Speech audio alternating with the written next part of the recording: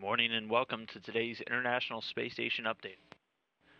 On board, the crew of Expedition 30, very hard at work at some experiment and maintenance work today.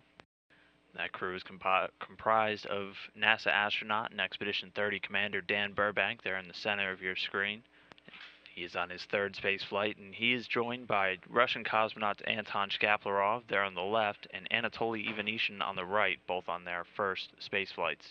Crew started their day at about midnight Central Time today before doing their traditional daily planning conference. Here you can see Commander Burbank working on what has taken up the vast majority of his work schedule. He's doing some work on the combustion integrated rack, namely doing some maintenance work and replacement on the multi-user droplet combustion apparatus chamber.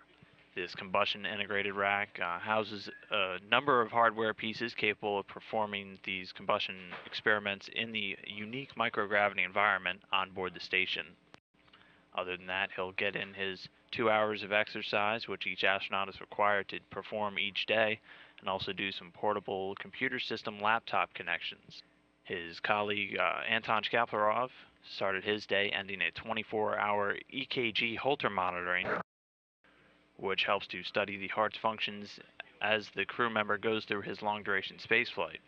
The rest of his morning was taken up doing some setup and activation work on a space-to-space radio and antenna switching controller in the International Space Station's service module, also known as Zvezda, which is over in the Russian segment. The latter half of his day was taken up mostly with replacing a number of light units in the Zarya module, also known as the Functional Cargo Block, or by its Russian acronym, the FGB. He will also get in his 2 hours of exercise today on both the TVIS, which is one of the treadmills on board the station, and the ARED device.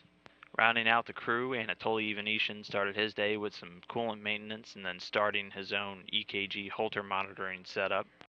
Again, that's monitoring the heart's systems and functioning over the long-duration space flights. Later, he did some troubleshooting work. One of the systems on board the Russian segment lost some Ethernet connectivity, that's some networking, so he was troubleshooting that and trying to find a problem, before moving on to some cleanup work on a gas-liquid heat exchanger, cleaning up one of the fan screens on that.